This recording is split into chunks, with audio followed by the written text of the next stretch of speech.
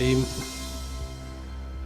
الحمد لله والصلاة والسلام على رسول الله محمد وعلى آله وصحبه ومن والاه. يا ربنا لك الحمد كما ينبغي لجلال وجهك ولعظيم سلطانك. ربنا عليك توكلنا وإليك أنبنا وإليك المصير. ربنا ما خلقت هذا باطلا سبحانك فقنا عذاب النار. اللهم أرنا الحق حقا وارزقنا اتباعه وأرنا الباطل باطلا وارزقنا اجتنابه ووفقنا لما تحبه وترضاه آمين.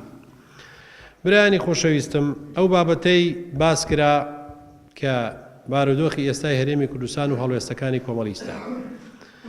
بابەتێکی زیندووە و بابەتێکی گرنگە. پێویستە هەموو لایەکمان ئاگاداری بارودۆخی وڵاتی خۆمان بین و ئاگاداری هەڵوێستەکانی کۆمەڵی ئیسلامی بین. چۆنە و حەقیقەتەکەی چۆنە؟ هیچ دەم و مژێک، هیچ قیل و قالێک ئێمە وا لێ نەکات بە شێوەیەکی هەڵە لە حەقیقەتی بابەتەکان بگەین. یەک بنەما عەرزی جەنابتانەکەم. کۆمەڵی ئیسلامی کوردستان حیزبێکە ئیسلامیە، ئامانجی سەرخستنی دین و هێنانەوەی بەرنامەی ئیسلامە بۆ سەر ساحەی ژیان. هیچ کاتێک شەرممان لەمە نەکردەوە. هەموو کاتێک ئەمە دروشمان بووە و بەردەوامی شەبین لەسەری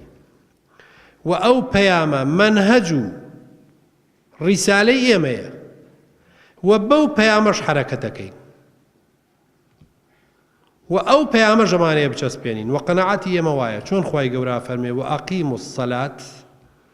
موسڵمانان و ئیمانداران نوێژ بەرپاکەن و بیچەسپێنن و بیکەن. لە شوێنێکی تریشا فەرمێ و ئەقیموا الدین، ئەو دینەژی قامە بکەن، ئەو پەیام و ڕیسالە خواییە کە دینی ئیسلامە لەسەر زەویا بیچەسپێنن، لەسەر پێی خۆی ڕاوەستێنن، با ڕاوەستاو بێ و سەربڵند بێ. ئەو دروشمەی مە لێلا نادەین پشتیوان بەخوای پەروەردگار بە هیممەتی جەنابتان. ئەندامە دڵسۆزەکانی کۆمەڵی ئیسلامی بە هەموو ئاستەکان و بە هەموو جۆرا و جۆری کارەکانیەوە بۆ چرکە ساتێکیش لەم هەنگاوە ناینە دواوە. ئەم مەبدەئە کە ئێمە لەسەریە ڕۆین وامان لێیەکە هەر قەرارێکە دەین، هەر هەڵوێستێکە نوێنین بگەڕێنەوە بۆ پەیامەکەمان، بزانی پەیامەکەمان ئەڵێ چی. لە بارودۆخی ئێستای هەرێمی کوردستان و لە ڕووداوەکانی ڕابردووە هەڵوێستەکانی ئێمە هەڵقوڵاوی دوو بڕگە بووە. دژایەتی زوڵم بەرگری لە مافی مەزلوم، ئەمە سەرچاوی گرتووە. لەسەر ئەمە باجمان داوە، لەسەر ئەمە ناڕەحەت کراوین، لەسەر ئەمە زۆر دەرگامان وەڕوا داخرا، زۆر فشارمان بۆ هێنرا بۆ سەر هەموو ئاست و ئەندامانی کۆمەڵی ئیسلامی لەسەرەوە بۆ خوارەوە. بەڵام دەستبەرداری نەبووین، چونکە یەقینمان هەیە خۆمان وەکو زاتی خۆمان وەکو تاکتاکی فەردی موسڵمان و ئەندامی کۆمەڵی ئیسلامی زەرەر بکەین، ناڕەحەتی بچێژین، کەم و کوڕی ڕوومان تێکە، ئەشکەنجە و ئازار ڕوومان تێکە، نەداری و نەبوونی ڕوومان تێکە، برینداری و شەهیدی ڕوومان تێکە، بەس بۆ چرکە ساتێکیش لە پەیامەکەی خۆمان نەینە دواوە تەنازول نەکەین. ئەوە ڕیسالەی ئێمەیە. بۆیە لەسەر ئەم ئەساسیەتە ئێمە هەر هەڵوێستێکمان نوانوە بە پێی میزانی شەرع پێوەمانە بزانین لەگەڵ شەرعایەتەوە شەرع چییە فەرمێ، لەسەر فڵان بڕگە چییە فەرمێ. ئەو دوو بنەمایەمان کرد. بۆیە لەسەر ئەو هەڵوێستانەی نوانمان لەسەر بارودۆخی هەرێمی کوردستان، لەسەر پرسی سەرۆکایەتی هەرێمی کوردستان کە سەرەتایکی سەرهەڵدانی کێشەکان بۆ هەرێمی کوردستانە، لەسەر مەسەلەی داخستنی پەرلەمان و ناردنەوەی وەزیر و داخستنی دەرگاکانی پەرلەمان کە دامەزراوەیەکی هەڵبژێراو بووە لە ناو هەرێمی کوردستانە، ئەوە حرمەتی پارێزراو وایە نەیان پاراست. لەسەر پرسی ڕیفراندۆم زۆر واقعی قسەمان کرد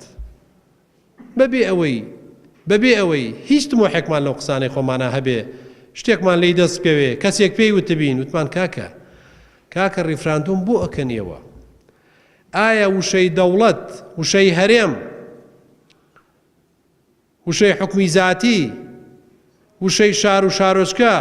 وشەی محافەزات ئەمانە کۆمەڵێ ڕاناو نین کۆمەڵێ ئامڕاز نین بۆ خزمەتی خەڵک من ئێستا بە وەزعی هەرێم وەزعم باشە بۆ بێنم وەزعێ بێنم بەسەر خۆمان نای خۆم بنێم حکوومەت و وڵاتەکەم وێران کەم نای خۆم بنێم دەوڵەت و دەوڵەتیشم پێ نەکرێ ئێمە هەرێمێک بووین هەموو شتێکمان هەبوو مەتارمان هەبوو سنوورەکانمان کراوە بوون سەرۆکی وڵاتەکان پۆل پۆلە هاتن بۆ لامان سەردانیان نەکردین ڕاستەوخۆ ئەسەن حکوومەتی عێراق ئەوەی لەبیر چوو بۆ هەرێمی کوردستان سەر بە عێراقان خۆی لەبیری چوو بۆ بە ئەرزی واقعی مسلمان بوومان دەوڵەتێکین نەوتمان نەفرۆشت پارەکەشیان نایەوە بە خەڵک ئەوە وڵاتی سربەخۆ نەتوانن نەوت بفرۆشن لە هەموو دنیا ئەمە مافرۆشت حکوومەتی عێراق چای لەوەش پۆشی بوو چیتان پێ ئێوە باسی ڕیفراندۆ مەکەن کێ وعدی پیاون وەرەقەیەک هەیە ڕئیسی وڵاتێک هەیە وتبێتی کاکە بڕۆن ئەمە بکەن و ئێمە پشتگیریتانەکەین ئەمریکا ئەڵمانیا بەریتانیا فەڕەنسا 5 وڵاتە زلهێزەکەی دنیا کە حەقی ڤیتۆیان هەیە لە مەجلیسی ئەمن وعدیان پێداون چی هەیە باوەڕکەن ئاخر وەڵامکە وەرمانگرت لە کۆبوونەوەیەکی دووقۆڵی ئێمە و پارتی کە یەکێتی نیشتیمانیشی لێبوو وتیان وەڵی هیچمان وەرنەگرتووە بەس شتێکە ملمان پێوە ناوە و ئیتر بزانین چۆنە بێ جا تۆ ئەبێ قومار بەسەر میلەتەکەی خۆتەوە بکەی میلەتێکت نەخۆشی دیوە لەوەتەی تۆ حکومێکەی لە هەموو خێر و بێرە بێ بەشت کردووە مەعاشەکەیشی و کەم کردوەوە بڕیوتەوە کروتە بە ڕوبع ئەوە خەریکەویش نامێنێ ئەم هەموو زوڵمەی لێ یەکەی کەس لە هەموو لە هیچ شتێکی و لە ژیانێکی خۆی ئەمین نییە هێشتا قومار بەسەر و ژیانە شێوەکەی بۆکەن لەم خەڵکە کاکە ئێمە بە ئاگاتان هێنینەوە ئەمە مەکەن کاکە ئەمە مەکەن خراپە چەند جار دووبارەمان کردەوە بەیان ئەمەمان دەرکرد هاوارمان کرد مەکەن بەڵام نەتیجە هەر کردیان و ئەوەیە دەرەنجامەکەشی ئەوانەیە کە هەمووتانی بیستوتانە محافظەی کەرکووکمان لە دەست دەرچوو ناوچە جێناکۆکەکان بە درێژایی دەیان و سەدان کیلۆمەتر هەموویمان بەجێڵا و هاتینەوە سنوورەکانی ساڵی 2003 و لە هەندێک شوێن هاتوونەتەوە ساڵی 1990 هەتا ساڵی 2003 لە 91شەوە ئێمە سنووری فیشخابور و ئیبراهیم خەلیل هەر بەدەست کوردەوە بۆ ئێستا ئەوەشمان لێکەن باشە هەرێمەکە لاواز بوو حرمەتی نەما هەیبەتی نەما پێشمەرگە و کورد لە عالەما دەنگی دابۆ بە ئازایەتی ئەوەش نەما دەرکەوت وە هەموو سنوورەکانی سۆڵ کرد هەم کوردیان بێهەیبەت کرد هەم پێشمەرگەشیان لە دنیا بێهەیبەت کرد هەرێم سیادەی نەما ناتوانی قەترێنەوت بفرۆشی عێراق رازی نەبێ ناتوانی تارێک هەڵسێنی عێراق ئامادە ڕێگەن نەدا ناتوانی لەو مەرزانەی چواردە وریشتەوە دینارێک گومەرە وەرگریە بێ حکوومەتی مەرکەزی ئاگای لێبێ هیچ سیادەیەکی سەر بەخۆ نەما ئەسڵەن ئێستا لەمە دووە هەموو مەلەفات لەگەڵا هەڵێنەوە چونکە تۆ بەشێکی لە حکوومەتی ئیتیحادی عێراقی و ئەو رازی نەبێ هیچ هەنگاوێکە لێرە بۆ نانڕێ لەسەر و هەمووشەوە لە دەستدانی پشگیری وڵاتانی دنیا تورکیا مؤەیدە بوو ڕاستەوخۆ معاملەی نەوتی لەگەڵە کردی ئەدنارتە دەرەوە ئێران تەییدێ کردی عێراق حکوومەتی عێراق چاوپەشی لە هەموو شتێک کردبوو لێ وڵاتانی دڵهێزی دنیا بە ئەمریکاتەوە بە بەریتانیاوە بە ئەڵمانیاوە هەمویان خۆیان و وەزیری دیفاعەکانیان سەردانی هەرێمیانە کرد چەک و تەقەمەنیان بۆ ناردی ڕاستەوخۆ هیچی نەما هەمووی لە دەست چوو نەتیجەی ئەو بڕیارە فاشیلە کە ئێستا کەس خۆی ناکا بە خاوەنی مۆزوعەکەش ئەکەیتەوە هەڵە دەی کاکە شتێک بوو ڕۆی بایتر ئێستا با بڵێن ئەوەی ماوە لە دەستینەین ئەی نابێ بڵێن ئەمە بۆ کرا ئەی نابێ بڵێن کێ مەسوول بوو بۆیە ئێمە لەسەر ئەم مەسەلەیە برایانی خۆشەویست حەزەکەمەوە بزانن ئێمە وەکو کۆمەڵی ئیسلامی قسەی خۆمان کردووە و لەسەر ئەم مەسەلەیە هەڵوێستی خۆمان دەربڕیوە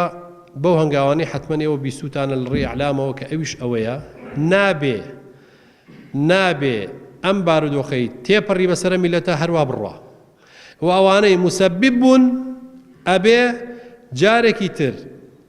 لە سەرقافڵەی کاری ئەم میلەتە نەمێنن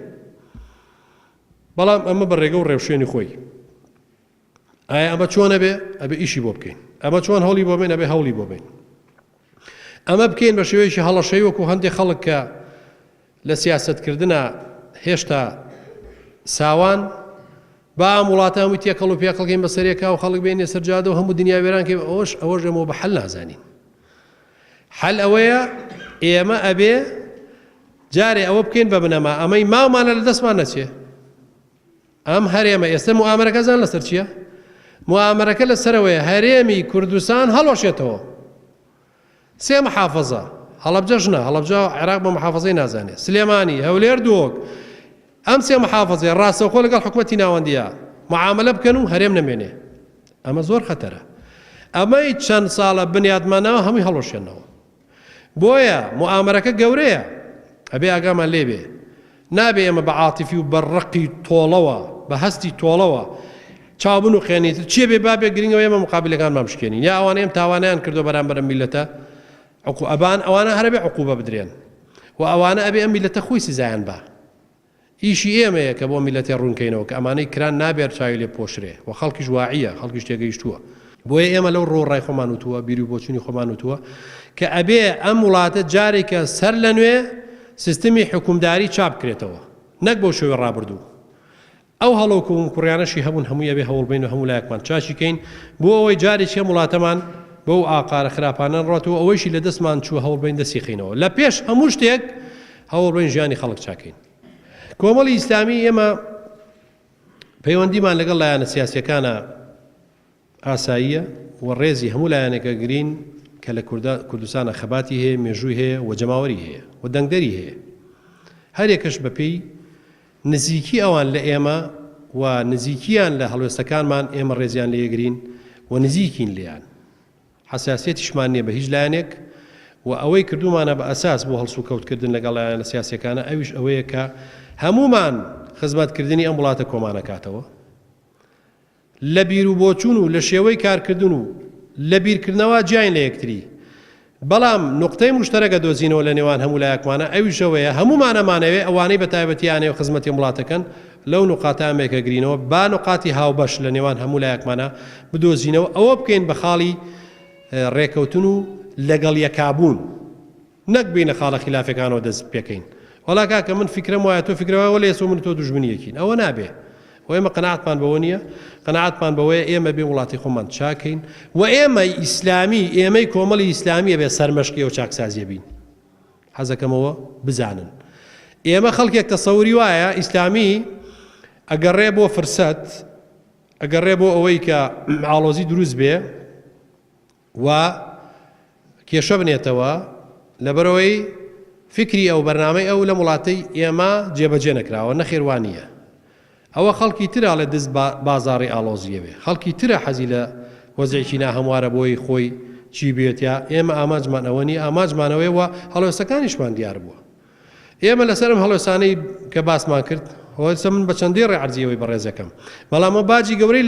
زۆری لەسەر دراوە خۆشتان نەزانن کۆمەڵی ئیسلامی فشاری وڵاتانی چواردەوری لەسەر بووە فشاری ناوخۆی لەسەر دروست بووە لە یەکی ساڵی 2014 و کۆمەڵی ئیسلامی یەک دیناری لە یەک لایەن وەرنەگرتووە لە هەرێمی کوردستانە ناڕەحەتیمان چەسووە فشار لەسەر هەموو لایەکمان بووە بە جەنابتان و هەموو ئۆرگانەکانی کۆمەڵی ئیسلامیەوە بەڵام خۆمان بەسەر بەرزی هەڵاوەتەوە الحەمدولیلا